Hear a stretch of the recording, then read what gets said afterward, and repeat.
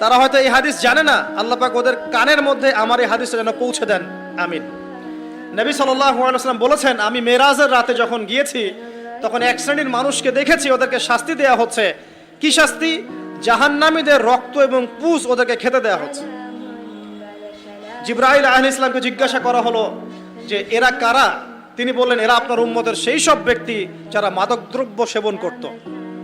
আল্লাহ রাব্বুল আলামিন তার হাবিবের মাধ্যমে জানিয়েছেন, যখন কোনো মুসলিম মাদক সেবন করে বা কোনো ব্যক্তি মাদক সেবন করে তখন 40 দিন তার নামাজ কবুল হয় না।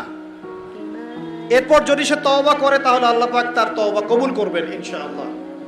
যদি সে আবারও মাদক খায় তওবা করার পর, আবার 40 দিন তার নামাজ কবুল হবে না। যদি সে আবার তওবা করে আল্লাহ পাক আবার তাকে মাফ করে দিবেন।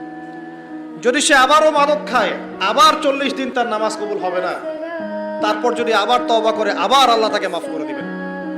এরপরেও যদি সে আবার মাদক দ্রব্য সেবন করে, নবী সাল্লাল্লাহু আলাইহি ওয়াসাল্লাম বলছেন তাকে আল্লাহ রাব্বুল আলামিন পরকালে মৃত্যুর পরে তিনাতুল খাবাল পান করাবেন। তিনাতুল খাবাল। জিজ্ঞাসা করা হল, ইয়া রাসূলুল্লাহ, তিনাতুল খাবাল কি জিনিস? নবী সাল্লাল্লাহু আলাইহি ওয়াসাল্লাম উত্তর দিচ্ছেন, এটা হচ্ছে জাহান্নামীদের রক্ত, মাংস, এগুলো পুড়ে পচে যে রসটা বের হবে, এটা হচ্ছে তিনাতুল খাবাল।